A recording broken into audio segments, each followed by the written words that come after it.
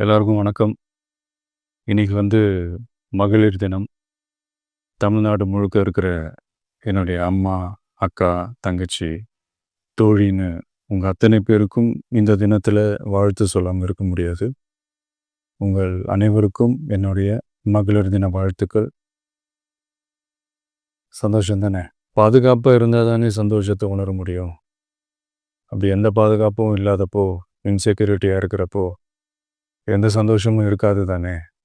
அப்படின்னு நீங்க நினைக்கிறது எனக்கு புரியுது. என்ன செய்ய? நீங்க, நாம எல்லாருமா சேர்ந்து தான் இந்த திமுக கவர்மெண்ட்டை தேர்ந்தெடுத்தோம். ஆனா, அவங்க எப்படி நம்மள ஏமாத்துவாங்கன்னு இப்ப தானே தெரியுது. எல்லாமே இங்க மாறக்கூடியது தானே! மாற்றத்துக்கு உரியது தானே! கவலைப்படாதீங்க.